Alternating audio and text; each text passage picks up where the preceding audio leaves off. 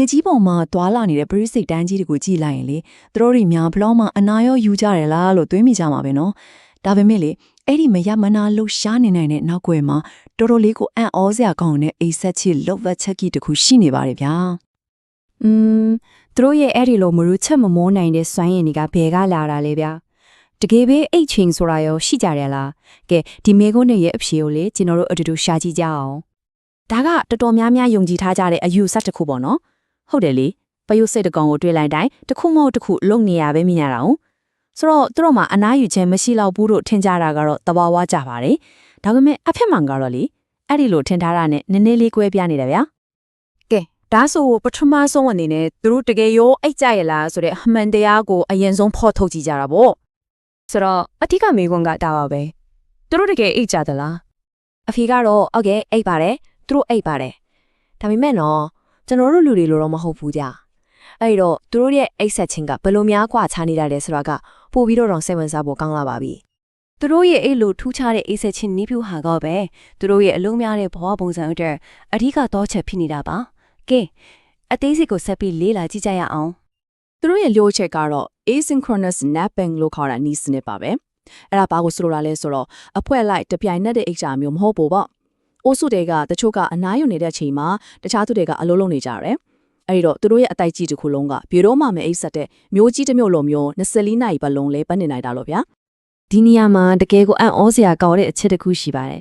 အလုသမားပရိုစိတ်တကောင်ဟာလေဒီနေ့ကိုအချိန်250ကျော်လောက်ခဏနာအိတ်ဆက်အနားယူတဲ့ဟုတ်ပါတယ်မားကြတာမဟုတ်ပါဘူးအချိန်250ကျော်ပါဒါပေမဲ့အဲ့ဒီအချိန်250ကျော်အနားယူမှုတစ်ခုချင်းစီကဘယ်လောက်ကြာလဲသိလားပြန်မြ10မိနစ်ပဲကြာပါတယ်တဲ့အဲ့ဒါကြောင့်ဒါဟာကျွန်တော်တို့လိုမျိုးရှည်လျားတဲ့အိတ်ဆက်ခြင်းပုံစံမဟုတ်ပဲနဲ့ခဏတာအားအမြန်ဖြည့်တဲ့ power nap လေးတွေအများကြီးယူတဲ့ပုံစံမျိုးဖြစ်နေတာပါဒါပေမဲ့နော်ဒီဇလန်ကဒီမှဒီမပြီးသေးဘူးဗျာဘာလို့လဲဆိုတော့အတိုက်ချင်းမှရှိတဲ့ပေါ်စိတ်တိုင်းကအိတ်ဆက်ပုံချင်းမတူကြဘူးသူတို့ရဲ့တာဝန်အပေါ်မူတည်ပြီးတော့အိတ်ဆက်ချင်းကလည်းတိတိကျကျကိုကွာခြားသွားပါတယ်ကဲဒီမှာဆိုယုံချားနှမ်းချက်ကိုရှင်းရှင်းလင်းလင်းမြင်နိုင်ပါပြီမျိုးပွားဖို့အတွက်ပဲအဓိကတာဝန်ယူရတဲ့ဘယမကတနေ့ကို9နာရီလောက်အထိပို့ပြီးတော့ရှင်းရှင်းနဲ့ချိုက်ချိုက်အိပ်ပါတယ်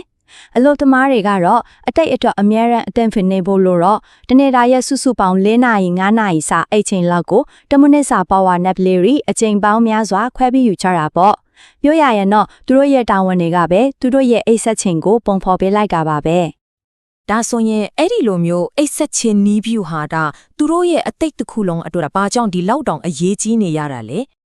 ဒီနီးဗျူဟာကတကယ်ကိုကြီးမားတဲ့အားသားချက်တွေပေးတယ်ဗျအချိန်တိုင်းမှာအလို့သမားအများစုကနိုးနေတော့အတိုက်ကိုအမြဲတမ်းကားခွဲထားနိုင်တယ်ပြီးအလို့တွေလည်းလုံးဝမပြတ်တော့ဘူးပေါ့ဒါကြောင့်မို့လို့ပရိစိတ်အတိုက်တစ်ခုလုံးကိုကြီးလိုက်ရင်တီးခြားအကောင်လေးတွေစုနေတာမျိုးမဟုတ်ပဲ